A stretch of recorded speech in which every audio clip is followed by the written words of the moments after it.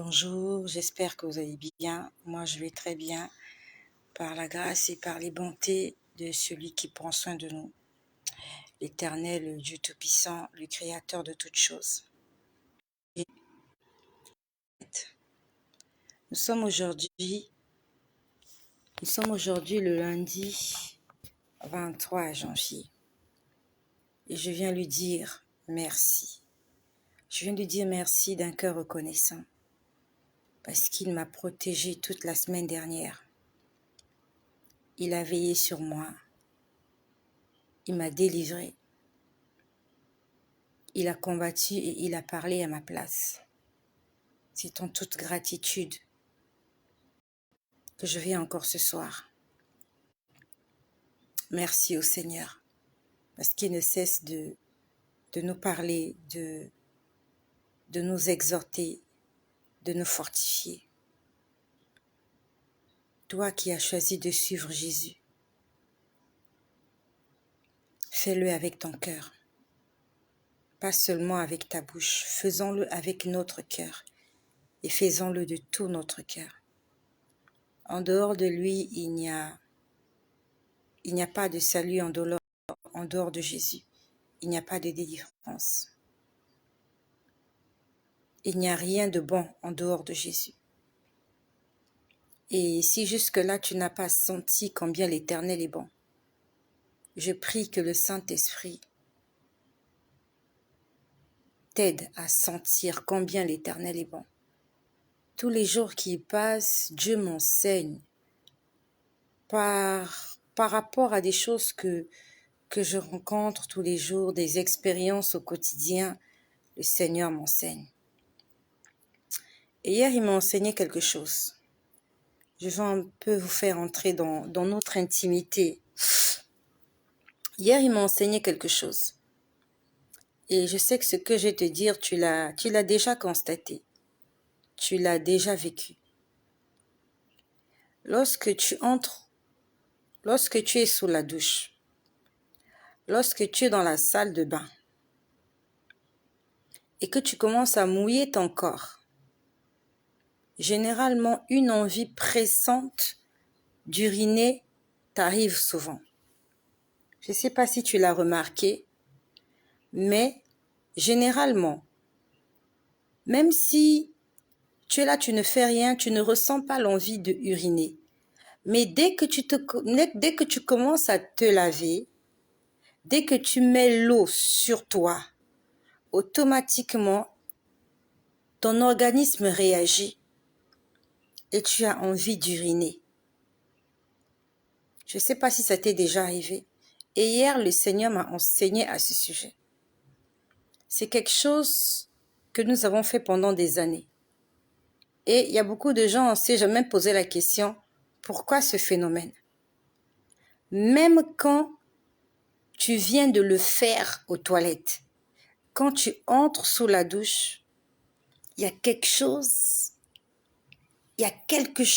que tu ne peux pas expliquer qui te pousse à uriner. Hier, le Seigneur, c'était hier. Non, c'était pas hier. Nous sommes aujourd'hui lundi. Il est près de 1h du matin. Hier, c'était dimanche. C'était samedi. Samedi, le Seigneur m'a enseigné au sujet de ce phénomène. La Bible nous dit que la nature ne vous enseigne-t-elle pas? Le Seigneur m'a enseigné à ce sujet. Il me dit, est-ce que tu sais pourquoi le corps rejette les urines? Les urines, c'est une substance nocive. Les urines, c'est du poison. Même si beaucoup de gens disent que les urines, ça guérit. Mais les urines, c'est l'extraction de ce que le corps humain a rejeté.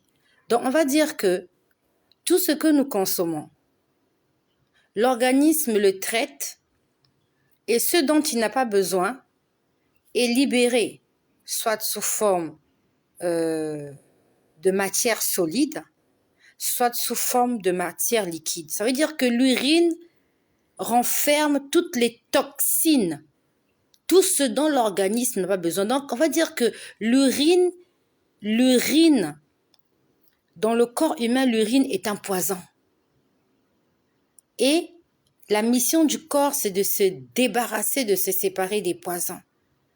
Et le Seigneur, hier, j'étais en train de me laver, il m'a enseigné à ce sujet.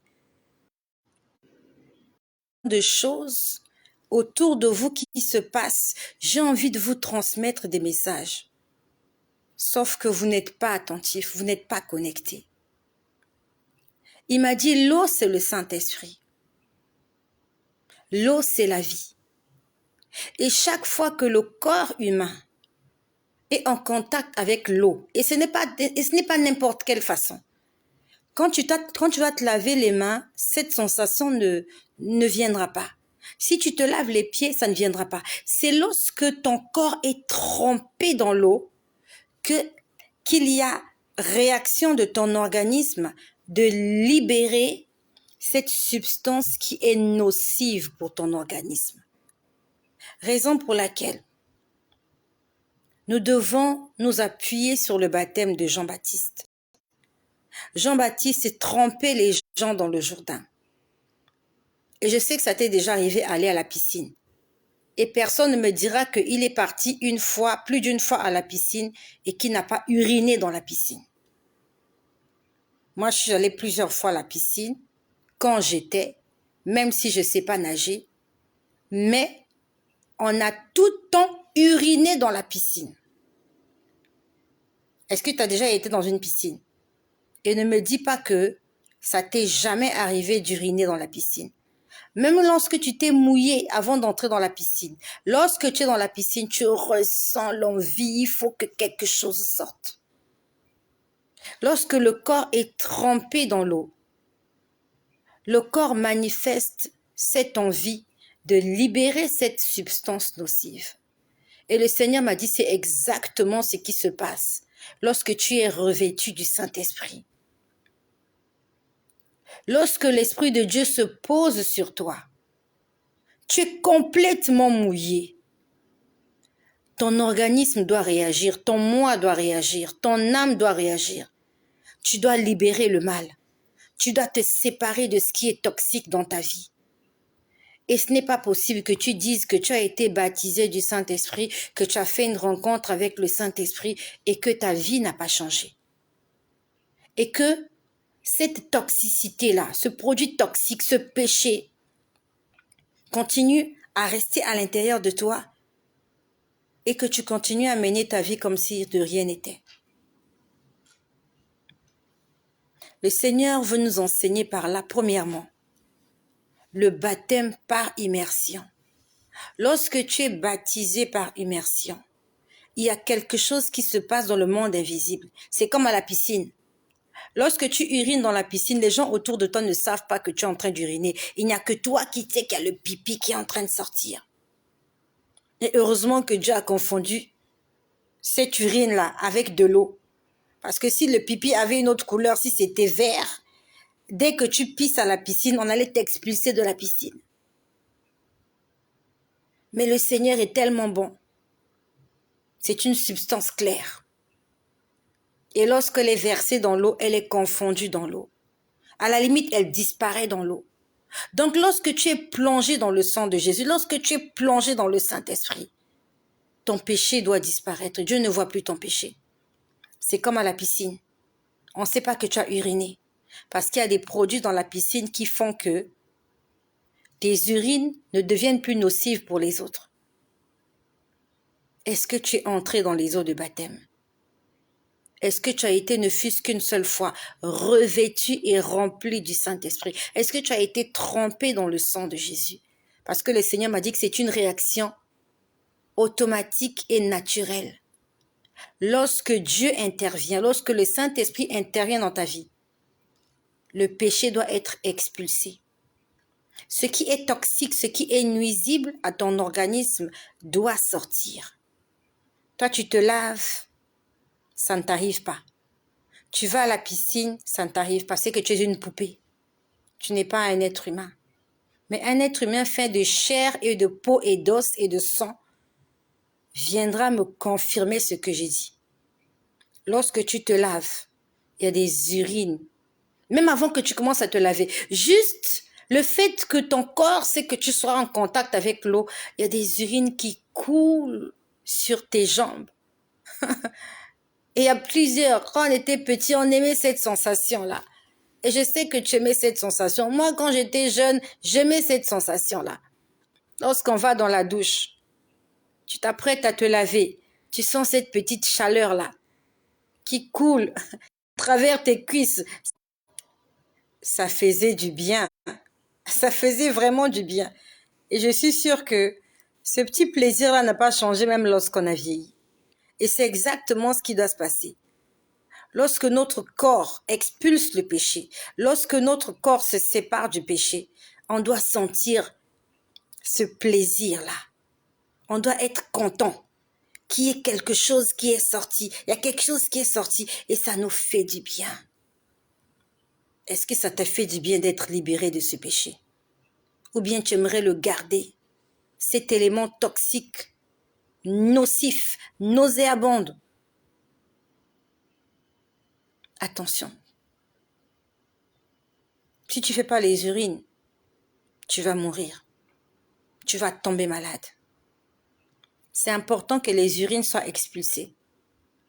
C'est important que le péché quitte ton cœur, quitte ta vie, quitte nos vies. Et lorsque tu te sépares d'un péché, tu dois en être fier, tu dois être content et tu dois dire gloire à Dieu. C'est comme lorsque tu entres dans la douche. Lorsque ta vessie libère cette substance qu'on appelle les urines, ça te fait du bien. Même si ça sent pas forcément bon, mais quand ça traverse, ça passe là, ça descend là sur tes pieds, ça te fait du bien et après tu te laves. Et cette substance toxique là, elle va dans les ténèbres, elle va dans les abîmes. Le Seigneur m'a enseigné à ce sujet hier, avant-hier, sorry. Est-ce qu'aujourd'hui tu peux me confirmer que lorsque tu es entré dans les eaux de baptême, est-ce qu'il y a des choses négatives que tu as perdues? Est-ce que ta vie a changé? Est-ce que depuis que tu es baptisé du Saint-Esprit, est-ce qu'il y a des choses qui sont sorties de toi? Des choses qui sont nocives, qui sont toxiques pour ta vie? Est-ce que depuis que tu es en relation avec le Seigneur, avec le Saint-Esprit, depuis que tu es en relation avec l'eau, est-ce qu'il y a quelque chose qui t'a quitté? Si rien ne t'a quitté depuis, ça veut dire que tu dois tout refaire. Ça veut dire que ce n'est pas normal. Ce n'est pas normal d'avoir été baptisé d'eau, d'avoir été baptisé du Saint-Esprit et de proclamer être souvent rempli et visité du Saint-Esprit et que tu sois resté la même personne, que ta vessie est toujours pleine. Les mêmes urines qu'il y avait l'année dernière, ce sont les mêmes urines qu'il y a dans ta vessie. Ça va te tuer, ta vessie va exploser. Tu vas mourir, on va t'enterrer. L'organisme doit expulser ce qui n'est pas important pour lui. Sinon, tu vas mourir. Le Seigneur me l'a enseigné hier matin. Et tout à l'heure, il m'a encore enseigné. Tout à l'heure, il m'a encore enseigné. J'étais en train de ranger les vêtements des habits. J'étais en train de ranger les vêtements des enfants. Comme tous les enfants, on a des enfants qui sont pas très travailleurs, hein, et je sais que la plupart des enfants sont comme ça. Contrairement à ce que moi j'étais lorsque j'étais plus jeune. Les enfants ne sont pas très rangés, on va dire ça, comme ça. Donc, je suis obligée de passer, d'arranger, de nettoyer, d'essuyer, de frotter. Voilà. C'est ça le rôle d'une mère aussi. Donc, j'étais là dans la grande salle et là où il y a les vêtements d'un de mes enfants et j'étais en train de mettre de l'ordre. J'étais choquée. Je me suis dit, mais pourquoi elle ne range pas ses vêtements? Je lui fais la remarque tout le temps. Je lui dis, mais prends-moi pour exemple. J'ai dit, j'ai pas de vêtements. J'ai dit, mais mes vêtements ne traînent pas. Pourquoi vous me prenez jamais pour exemple? Pourquoi vous ne faites pas comme moi? Pourquoi je dois ranger vos affaires tout le temps, tout le temps, tout le temps? Et là, tout à l'heure, j'étais en train de ranger ses vêtements. J'ai arrangé tous ses vêtements. Et pendant que j'ai arrangé ses vêtements, je me suis rendu compte qu'elle a beaucoup de vêtements. Elle a beaucoup de vêtements. Il y en a que moi-même j'ai acheté à mon goût.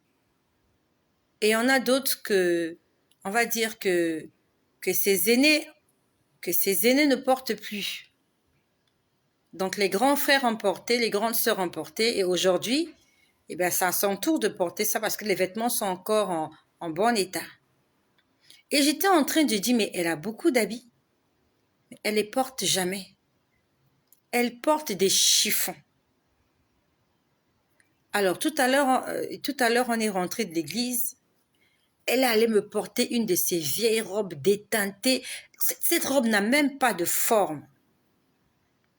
Elle porte des vêtements fatigués qui ont perdu leur teinture et souvent même qui n'ont pas de boutons, qui sont déchirés, alors qu'elle a des vêtements que j'ai achetés encore l'année dernière, des beaux vêtements, elle ne les porte pas. Elle s'habille comme un enfant qui n'a pas de vêtements. Et hier, quand on est rentré de l'église, elle a porté une de ses robes. Quand j'ai vu cette robe-là, à la limite, ça ressemble à une serpillière. C'est parce que je ne voulais pas la choquer. Et la robe qu'elle avait portée hier quand on est rentré d'église, cette robe ressemble à une serpillière. Même le chiffon, c'est bien parce que le chiffon, c'est pour essuyer les meubles. La serpillière, c'est pour nettoyer le sol. Et le chiffon a plus de valeur que la serpillière. Et j'étais là, je me disais, qu'est-ce qui se passe dans la tête de ces enfants? On leur paye des vêtements de bonne qualité, des vêtements chers, des vêtements que la maman elle-même, elle a choisis. C'est le goût de la maman. Je me suis dit, ça ira avec mon fils, ça ira avec ma fille. Je veux que ma fille porte ceci. Je veux que ma fille soit présentable. Je veux que lorsqu'on voit ma fille, je veux m'incarner dans ma fille en fait. C'est ça. Je veux qu'elle soit l'image de ma personne, que lorsqu'on la regarde, qu'on se dise oui, c'est la fille de cette femme. Mais ce n'est pas le cas. Elle porte des choses qui me font honte. Des vieilles robes, des vieux vêtements, alors qu'elle a des habits. Et quand j'étais en train d'y penser, le Seigneur m'a dit, mais c'est exactement ce que vous faites avec moi. Le Seigneur m'a dit, j'étais en train de murmurer au fond de moi, je me disais, mais pourquoi elle porte pas ça? Le Seigneur m'a dit, mais c'est exactement ce que vous faites. J'ai mis des choses à votre disposition, des bonnes choses, des belles choses. Il a dit, je renouvelle mes bontés chaque matin. Mais vous voulez seulement repartir aux vieilles choses, à votre vieille nature. Ce vieux vêtement délagé, déchiré. Dieu te paye un nouveau vêtement, il te le propose. Tu dis non, moi c'est ma vieille chemise là que j'aime. C'est mon vieux pantalon déchiré là que j'aime. Ça ne te suffit même plus, mais tu t'accroches à ça. Ta vieille nature. Elle est vieille, elle est fanée, elle est fatiguée, elle est déteinte, elle est déchirée. Elle n'est même plus à ta taille. Mais tu t'accroches à ça. Quand tu portes même un beau vêtement, quand tu portes ta tenue pour aller à l'école, en bas là, c'est un vieux vêtement auquel tu es attaché. Le Seigneur m'a dit, c'est exactement ce que vous faites. Je vous fais des courses, je vous fais des belles choses, je vous achète des belles choses afin que vous puissiez refléter ma gloire et ma personne. Vous êtes accrochés à des vieilleries parce que vous aimez ces vieilleries-là. Il m'a dit, c'est exactement ce que font vos enfants. Va acheter une robe à ta fille, tu verras qu'elle ne portera pas cette robe. Elle va te porter des jeans, des t-shirts et des baskets. Et pire encore, elle te portera des jeans déchirés. Parce que c'est ça qui est à la mode. Elle te portera des choses qui te font honte. Et tu lui diras simplement comme moi, je dis, mais si tu portes ça, tu sors pas avec moi. Si tu veux sortir avec moi, eh ben tu porteras ceci. C'est à prendre ou c'est à laisser. Et généralement, les enfants, ils le portent malgré eux. Mais si tu n'es pas là, elle va porter n'importe quoi. Elle va s'habiller n'importe comment. Le Seigneur m'a dit, mais c'est exactement ce que vous faites. Et les choses que vous faites pas avec votre cœur, vous faites me faire plaisir, mais ça vient pas de là-dedans. Il me dit de la même façon que ta fille te fait souvent honte, c'est comme ça que vous me faites honte. Je veux que vous puissiez me ressembler, que vous puissiez refléter ma personne. Mais vous voulez continuer à vous accrocher à votre vieille nature, étiez avant. Il m'a dit, le Saint-Esprit, c'est celui qui vient renouveler notre intelligence. Donc, il fait de nous des personnes nouvelles. Nous, tous les jours, nous sommes régénérés. Donc, il y a quelque chose de nouveau en nous. Sauf que nous ne voulons pas cette régénérescence. Nous voulons rester obsolètes. Nous voulons rester des personnes des années 80, alors qu'on est en 2023. Le Seigneur dit, je renouvelle mes bontés et j'ai envie de renouveler votre vie. J'ai envie de faire de vous des personnes renouvelées. Mais vous ne voulez pas. Vous êtes accrochés à ces vieux vêtements, à ces vieilles choses.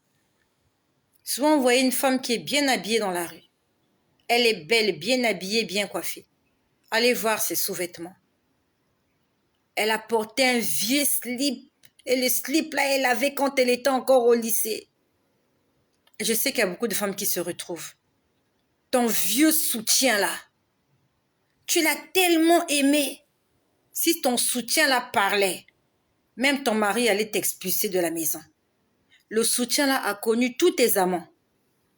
Tous tes copains de l'école, ils ont vu ton slip, là. Quand on est venu te marier, au lieu que tu laisses ça chez tes parents, même pas ça, au lieu que tu brûles ça, tu as mis ça dans la valise, tu as amené ça chez ton mari. Et tu portes ça en cachette. Ton vieux slip troué là. C'est ça. On est accroché à ça. Les slips là, une histoire. Si tu prends ça, si tu scannes le slip là, les secrets que détiennent ce slip là, il n'y a que toi-même qui connais. Il n'y a que toi qui connais l'histoire que tu as avec ton slip là, ton soutien là. Même les hommes, ton vieux caleçon troué là.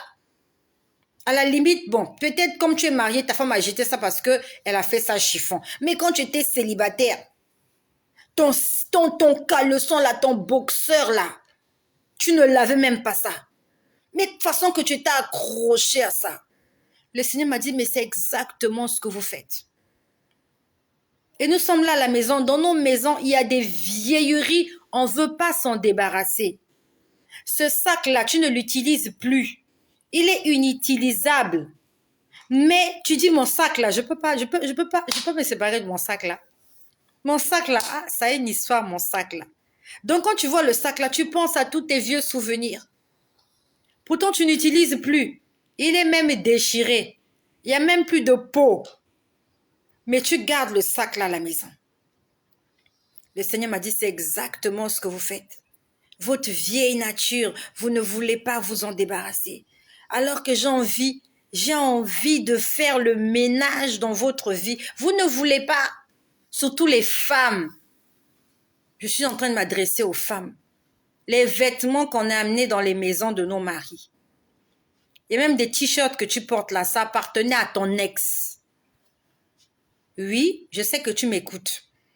Tu as un t-shirt là, tu as une chemise. Ça appartenait à ton ex. Tu avais pris ça et jusque-là, tu as gardé ça. Et quand on est venu t'épouser, tu as amené ça dans la maison de ton mari. Et quand tu portes ça, tu connais l'histoire que tu as avec cette chemise. Ah, pauvre homme. Mon frère, si le Seigneur pouvait t'ouvrir les yeux sur les vêtements de ta femme, les chemises qu'elle a, les t-shirts qu'elle a, ça vient d'où? Qui avait acheté ça? Tu vas la répudier. Heureusement que Dieu a des choses qui nous cachent. Heureusement que Dieu nous cache des choses. Je sais que tu te retrouves, ma sœur. Je sais que tu te retrouves. Quand tu portes le slip là, quand tu regardes ton mari, tu te dis, ah, si il savait, s'il savait. Tu fais même tout pour qu'il ne voit même pas le slip en question. Le Seigneur m'a enseigné, il m'a dit, c'est exactement ce que vous faites. Ce que vos enfants font là, c'est exactement ce que vous faites avec moi. Et moi, je me comporte comme un père. Je vous présente des belles choses, des choses qui sont à mon goût, des choses qui reflètent ma personne, sauf que vous n'en voulez pas. Vous voulez faire ce que vous voulez. Vous voulez vous habiller comme cela vous tente. Mais le Seigneur m'a dit, je ne force pas. Le Seigneur m'a dit, pas. Je vous laisse le libre arbitre. Je vous ai donné le choix de choisir ce que vous voulez. Mais sachez qu'un jour, il y a un jour où on devra. C'était juste une brève parenthèse. C'est vraiment quelque chose que le Seigneur m'a enseigné hier et aujourd'hui. Et si tu te retrouves dans ce que j'ai dit, depuis que tu as rencontré le Seigneur, depuis que tu as une intimité avec Dieu, d'après ce que tu dis, qu'est-ce que tu as perdu de négatif? Est-ce qu'il y a quelque chose qui est sorti? Ou bien tout est encore là? Tu es toujours la même personne. Tu es grincheuse, tu es méchante, tu es colérique, tu es impudique, tu es ce que tu es et tu n'as pas changé. Le Seigneur nous a enseigné ce soir. Lorsque le Saint-Esprit vient se poser sur toi, comme le jour de la Pentecôte, les disciples furent changés, ils furent transformés. Ils sont devenus des témoins. Lorsqu'on les voyait, on voyait le Christ en eux, parce qu'ils étaient revêtus du Saint-Esprit. Que le Saint-Esprit vienne nous transformer, que le Saint-Esprit vienne nous changer. Hier soir, lorsque j'ai fini la vidéo d'hier soir, bon, c'est même pas hier soir, c'était hier matin, parce qu'il était 1h du matin déjà. Hier, quand j'ai fini la vidéo, je me suis allongée sur mon lit et j'ai pris ma Bible. J'étais en train de lire ma Bible. J'étais allongée. Et c'est quelque chose que je te déconseille. Ne lis pas la Bible allongée. J'étais en train de lire la Bible allongée. À peine j'ai ouvert la Bible, mes yeux se fermaient. Je me suis battue avec mes yeux. C'est vrai que j'étais fatiguée. J'avais éteint la lumière et il n'y avait que une petite lueur de la salle de bain qui éclairait là où j'étais. J'ai ouvert la Bible, j'étais allongée sur mon côté droit. La Bible était sur mon côté droit. J'ai ouvert un passage. Je lisais les yeux fermés. J'ouvrais encore mes yeux. À peine je lisais un verset, mes yeux fermés. J'étais en train de me battre avec mes yeux. Pourtant, c'était tellement facile. Il fallait juste que je m'asseye. Il fallait juste que je m'asseye et que je lise. Mais moi, je voulais lire la Bible allongée.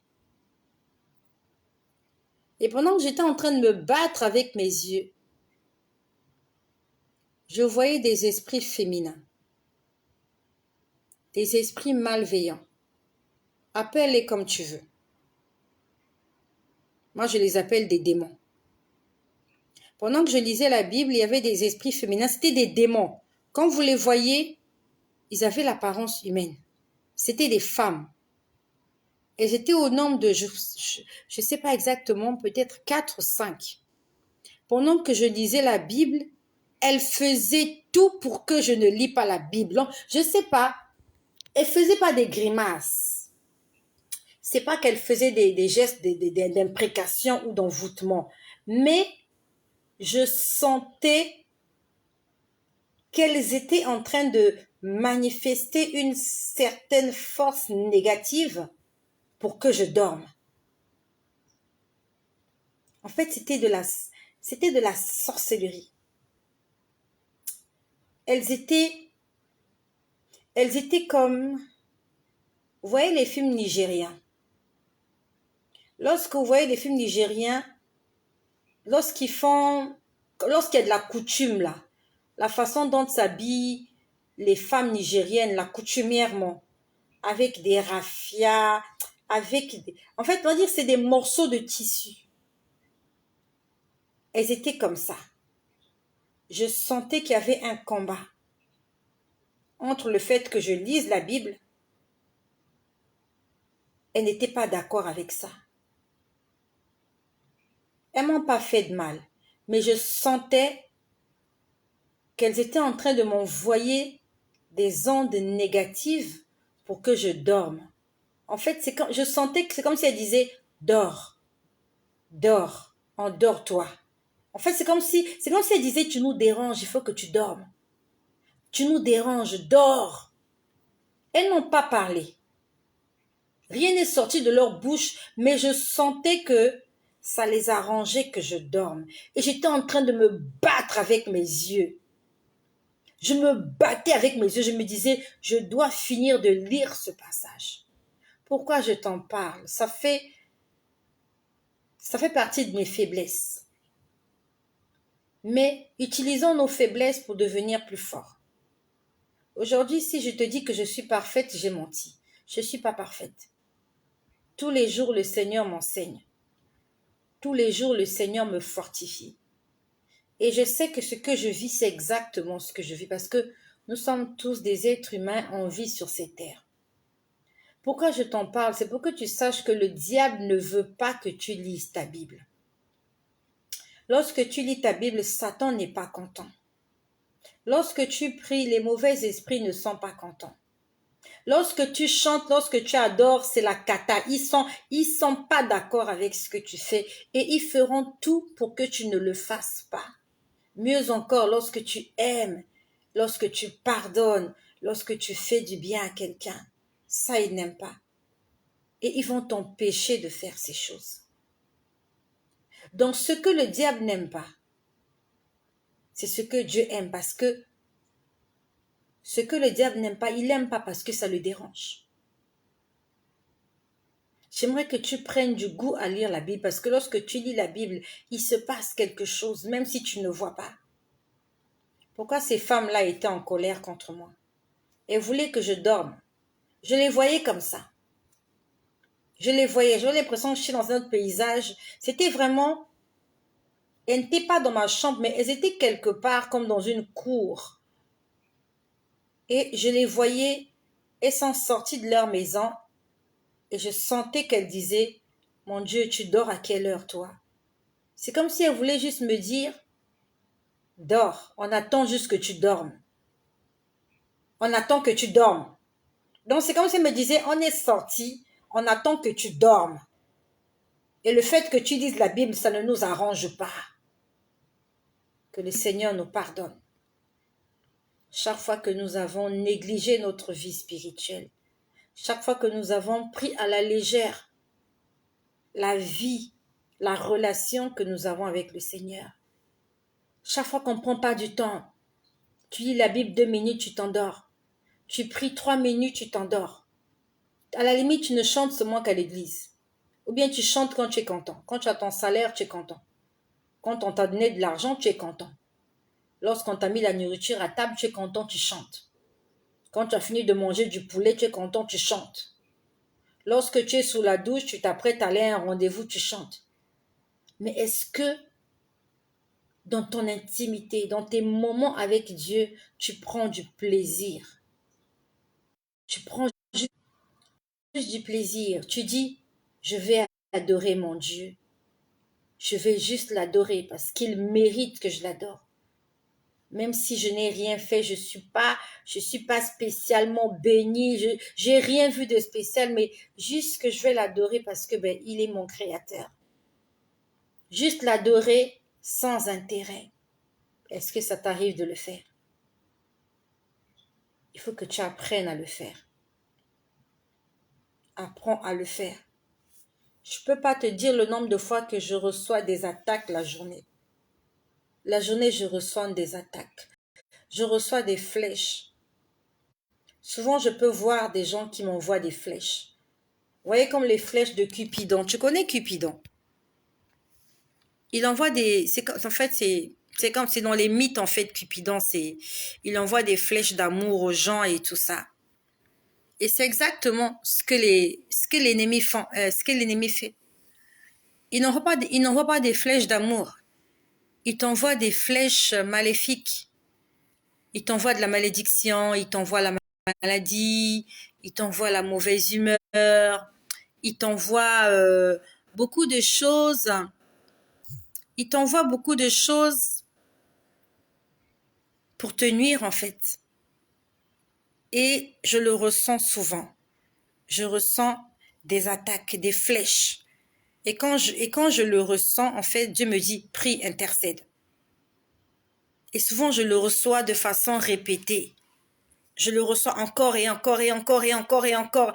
Et ça peut durer comme ça des heures et même des jours. Pendant des jours, je sens que je suis attaquée. Nous devons marcher dans la vérité. Ce matin, j'étais à l'église. Non, pas ce matin, hier matin. J'étais à l'église hier matin. Pendant que le pasteur prêchait, j'étais en train de voir une grande maison. Je voyais une grande maison avec des poteaux. On va pas dire ça des poteaux, mais on va dire des colonnes. Vous voyez, il y a des maisons avec des colonnes de décoration. Et les colonnes de décoration, c'était juste au niveau de la véranda. Il y a des maisons comme ça. Juste au niveau de la véranda de la terrasse, il y a des colonnes de décoration. Donc, avant d'accéder à la maison, il y a des colonnes de décoration. Et ces colonnes-là sont des poutres, en fait. Ça supporte une partie de la maison. Et pendant qu'on était en train de prêcher ce matin à l'église, j'ai vu cette belle maison de couleur blanche, mais il y a une colonne qui était cassée. Il y a une colonne qui était cassée, mais toujours debout. Et pendant qu'on prêchait, en fait, ce matin, le pasteur a prêché sur l'élévation. Il a prêché sur l'élévation. Et il a fait des déclarations pour que, en cette nouvelle année, que Dieu nous élève. Que Dieu nous mette au-dessus de nos ennemis. Au-dessus de tout ce qui pourrait être un frein à notre vie. Que Dieu nous élève. Qu'il fasse de nous des dignitaires, des gens élevés en dignité, des gens élevés dans la société, non seulement physiquement, mais aussi spirituellement, financièrement, matériellement. Et pendant qu'il était en train de le dire, moi je voyais cette maison-là. J'aimerais te dire que même quand tu es à l'église, tu écoutes la parole de Dieu, dans le monde spirituel, il y a quelque chose qui est en train de se faire. On ne doit pas négliger tout ce que nous faisons pour Dieu et avec Dieu. Ne néglige pas tout ce que tu fais pour Dieu et avec Dieu. Donc juste le fait même d'être à l'église assis, il y a quelque chose qui se passe dans le monde spirituel. Mais attention, ce qui se passe dans le monde spirituel ne garantit pas ton salut. C'est pas parce que Dieu t'a délivré que tu es sauvé. Le salut, c'est une chose. La délivrance, c'en est une autre. L'église, les démons, l'église, pendant la louange, pendant la prédication, les démons quittent ton corps, les maladies s'enfuient, tu es guéri, mais ça ne veut pas dire que tu es sauvé. Les démons peuvent quitter ta vie, mais tu n'es pas sauvé. Et Jésus revient tu restes quand même. La délivrance, elle intervient après une forte prière. Mais le salut intervient après une forte concentration, une forte consécration. Ne confonds pas la consécration avec la délivrance. Consécration, ça veut dire que tu deviens esclave de Jésus. Tu fais, tu dis, tu vas là où il t'en va. Ne le confonds pas. Donc, c'est pas parce que tu es financièrement béni, c'est pas parce que Dieu t'a élevé que tu es sauvé. Sorry.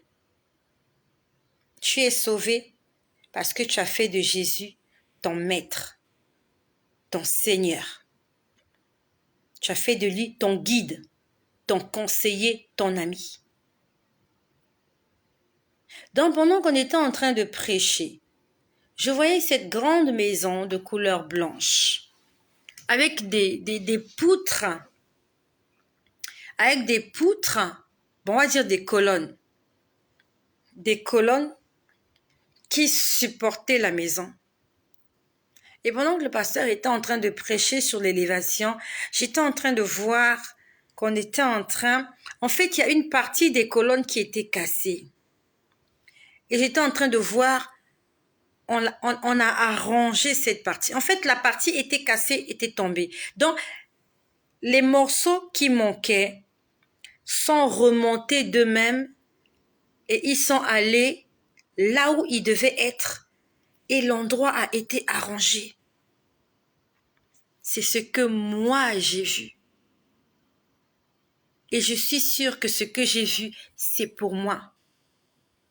It's mine. C'est pas pour quelqu'un d'autre, c'est moi qui l'ai vu, donc c'est d'abord pour moi. En fait, Dieu était en train de me montrer. J'avais perdu des choses. J'étais en train de faner. Et peut-être ma maison allait s'écrouler. Parce qu'il y a cette colonne-là qui avait été fragilisée.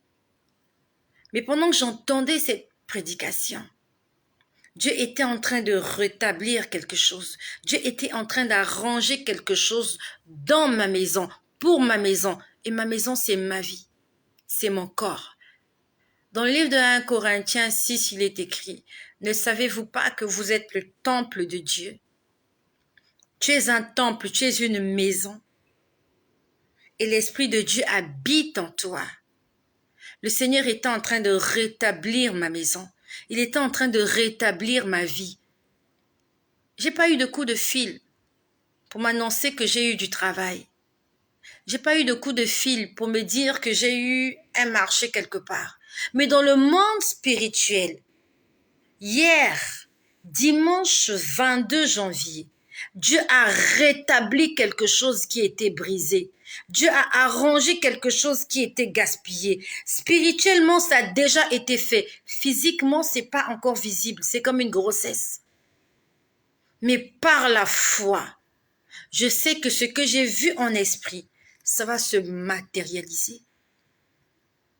Tôt ou tard, si Dieu me l'a montré, c'est pour que je garde la foi, pour me dire, peut-être que tu ne vois pas, tu ne sens rien, mais je suis en train de travailler. Ma louange dépend de ce que je sais et non de ce que je sens. J'aime bien cette chanson-là. Ma louange dépend de ce que je sais et non de ce que je vois. Et je sais que tu es mon abri, Adonai. Ta louange dépend de quoi? Ton adoration dépend de quoi? Des choses que tu vois ou des choses en quoi tu crois? Tu attends de voir pour louer Dieu? Tu attends de toucher pour louer Dieu? Tu attends de sentir pour louer Dieu?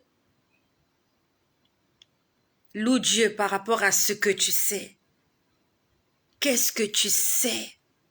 au fond de toi, quelle est la conviction qu'il y a au fond de toi? Je sais que tu es mon abri. Je sais qu'il est mon abri, il est mon appui, il est mon bouclier, il est ma forteresse, il est mon avocat. Lorsqu'ils sont venus me condamner la semaine dernière, j'étais sur le banc des accusés. Ils avaient raison, ils devaient me ôter la vie, ils devaient me voler mon âme. Mais le Seigneur m'a dit, tu restes là, tu restes assise, parce que tu as une charge, tu as un fardeau. C'est cet enfant que j'avais dans les bras. J'avais un petit bébé dans les bras et il disait, elle doit s'occuper et élever cet enfant. Et il est entré dans cette salle de jugement à ma place. Je sais qu'il est mon abri. Je sais qu'il est mon appui. Et chaque matin, quand je vois mes enfants se réveiller, je lui dis, Seigneur, merci. Parce qu'ils sont encore vivants. Ils sont toujours vivants. Il y a une mère le matin quand elle se réveille. Elle est allée réveiller son fils ne s'est pas réveillé. Il y a une maman le matin, elle allait réveiller sa fille n'était pas dans son lit. Elle avait découché, l'enfant n'est jamais revenu. Il y a une maman qui a dormi avec son bébé dans les bras. Mais le matin, à son réveil, l'enfant est mort. Nous connaissons l'histoire avec ces deux femmes et Salomon. Les enfants n'étaient pas malades. La Bible ne nous dit pas que les enfants étaient malades. La Bible nous dit juste qu'il y a une maman qui a mal dormi et qu'elle a dormi sur son enfant. Et le matin au réveil, son fils était mort. Ça peut arriver. Tu dors avec ton enfant et le matin, l'enfant n'est plus là. On te l'a volé la nuit. Et il y en a d'autres, on ne les a pas volés, mais on a échangé. On t'a donné un enfant mort et ton enfant vivant, il y a quelqu'un qui l'a pris. Chaque matin, rends grâce au Seigneur. Que ta louange ne dépende pas de ce que tu vois ou de ce que tu sens, mais que ta louange dépende de ce que tu sais. Qu'est-ce que ton cœur te dit au sujet de ton Créateur? Qu'est-ce que ton âme réclame à l'intérieur de toi? Le psalmiste dit « Bénis Dieu, ô mon âme, et n'oublie aucun de ses bienfaits. » Et ses bienfaits, ce sont ses bontés qui se renouvellent every day. Chaque matin, il y a une portion renouvelée, quelque chose de nouveau, quelque chose de frais, quelque chose de juteux.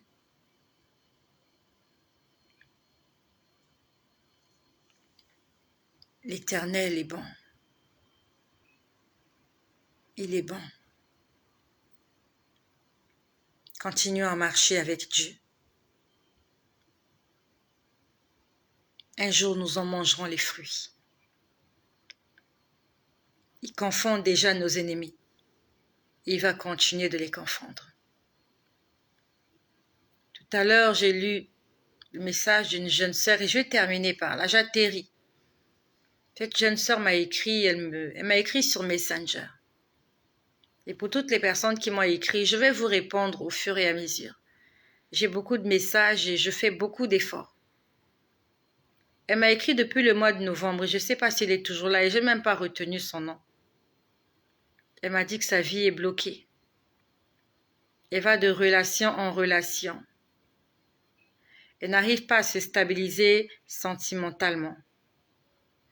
Elle m'a dit que tous les hommes qui viennent, ces hommes-là la quittent sans raison. Ça veut dire qu'elle en a compté des hommes. Ils viennent, mais ils s'en vont. Sans raison, sans justificatif, sans plainte. Un matin, il te met un matin aux abonnés absents, il bloque ton numéro ou il change de numéro de téléphone. Il déménage, il change. En fait, un matin, il coupe la relation. Et elle m'en a parlé, elle m'a dit qu'elle a besoin d'aide. Je ne sais pas si elle est toujours là. Et j'espère qu'elle va bien. Ma sœur, tu as besoin... Je t'ai répondu. Je ne sais pas si tu as lu ce message. Tu as besoin de Jésus dans ta vie. Elle m'a dit que personne dans sa famille n'est marié. C'est une loi de votre famille. Et ce n'est pas une simple prière de délivrance qui va te faire du bien. Tu as besoin de faire une rencontre personnelle avec Jésus. Parce que le fait de prier pour que tu trouves un homme ne va pas t'aider. Nous devons prier pour que Jésus-Christ te transforme d'abord, qu'il fasse de toi une nouvelle créature. Que Jésus prenne le contrôle de ta vie, afin que lorsqu'un homme viendra, que Jésus-Christ prenne le contrôle dans la vie de cet homme pour toi.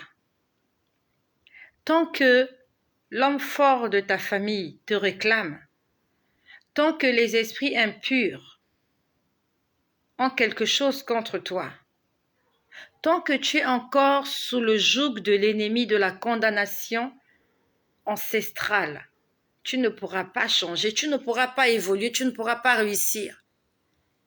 Tu as besoin de Jésus dans ta vie. Et lorsque tu seras rempli du Saint-Esprit,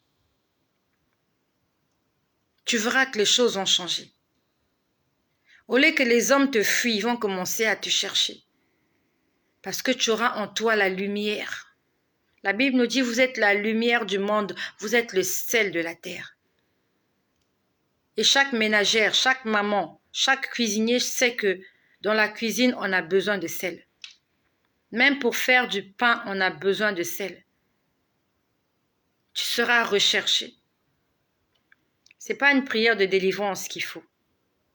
Tu as besoin de recevoir Jésus dans ta vie. Parce que Jésus est le chemin. Jésus est la vérité, il est la vie. Toutes les autres sciences sont des sciences qui recherchent la vérité. Mais quand tu rencontres Jésus, tu as trouvé la vérité. Jésus-Christ est né de façon miraculeuse. Il est né de façon extraordinaire. Vous allez me dire, oui, il a eu une mort honteuse, oui. Mais après la mort, il a eu une résurrection extraordinaire, quelque chose qui ne s'est jamais passé. Et le monde entier ne peut pas nier cela. Le monde entier, personne sur la terre ne peut remettre en question la seigneurie et la divinité de Jésus, parce qu'il n'y a personne qui a impacté le monde comme lui. Va ouvrir tous les livres d'histoire, va ouvrir tous les livres de géographie, va écouter tous les documentaires, on te dira 1000 ans avant Jésus, 500 ans après Jésus-Christ. Tu crois que c'est par hasard? Le hasard n'existe pas. La créature a reconnu son créateur. Pourquoi on ne prononce jamais le nom des autres? Il y a eu des grands hommes, des soi-disant grands hommes. Pourquoi on ne prononce jamais leur nom? Pourquoi on prononce toujours le nom de Jésus? Parce que sur cette terre, Jésus est le seul qui a impacté l'univers. Ce qu'il a fait, aucun homme n'a su le faire. Et même si tu ne crois pas en la résurrection de Jésus, crois au moins au miracle de Jésus. Parce que lorsqu'il faisait des miracles, il y avait des témoins. Les païens étaient témoins. Les scribes, les pharisiens, les sadducéens, ils étaient témoins. Même si on dit que la résurrection de Jésus est une histoire fourmentée, ok, on a peut-être inventé qu'il est ressuscité. On a peut-être inventé qu'il est né de façon miraculeuse par une vierge. On a aussi inventé les miracles qu'il a fait. Est-ce qu'on a inventé ces miracles-là? Il a ressuscité les morts.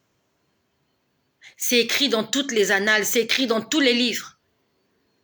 Il a ouvert les yeux des aveugles. Il a réparé les pieds boiteux, impotents. Ça aussi, on a imaginé. Ça aussi, on a falsifié. Ça aussi, on l'a inventé. On a inventé le miracle de Jésus. Et il n'a pas changé. Il continue de faire des miracles. Et j'aimerais croire en celui-là qui a prêché l'amour. Parce que rien n'est au-dessus de l'amour. Si tu ne crois pas que Jésus est le Fils de Dieu, si tu ne crois pas que Jésus est Dieu, si tu ne crois pas qu'il est mort à la croix, si tu ne crois pas qu'il est ressuscité des morts le 3e jour, si tu ne crois pas qu'il est né d'une vierge, crois au moins qu'il a fait des miracles qu'aucun homme n'a pu faire sur la terre. Et si lui, il a fait, et qu'après lui, personne ne l'a fait, ça veut dire qu'il est exceptionnel. Pourquoi les autres, après lui, personne n'a pu faire comme lui? Pourquoi? Il y a eu plusieurs scientifiques qui ont créé des vaccins, qui ont créé des formules mathématiques. Il y a eu Pythagore, il y a eu tout ce que nous connaissons, les théorèmes de Thalès, nous connaissons tous ces philosophes, les uns après les autres. Mais après Jésus, il n'y a personne. Anybody, nobody. Avant lui, personne n'a ressuscité les morts. Après lui, personne n'a ressuscité les morts. C'est différent du pasteur qui va prier à l'église pour quelqu'un qui vient de rendre l'âme. Jésus a ressuscité Lazare. Lazare était pourri dans sa tombe.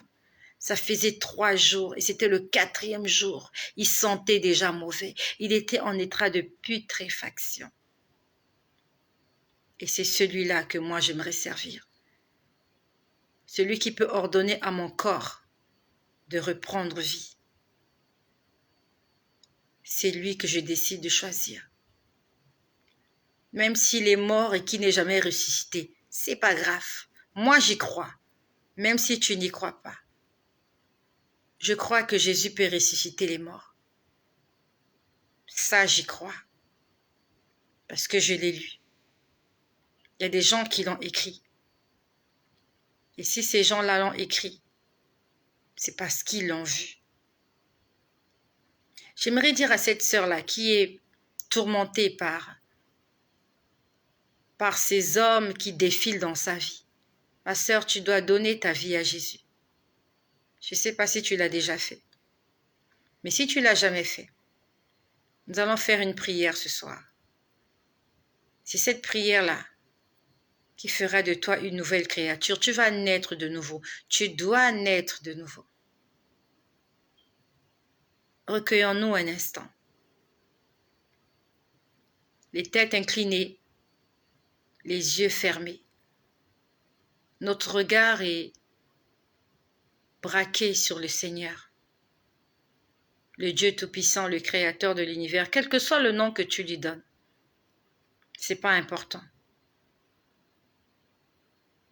Imagine ton Créateur en face de toi.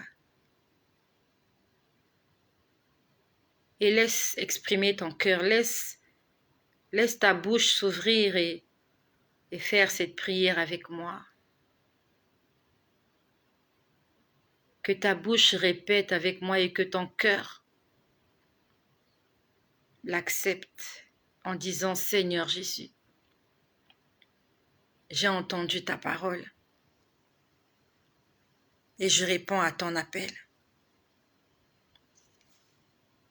Je m'approche de toi aujourd'hui d'un cœur repentant et je te demande pardon pour tous mes péchés.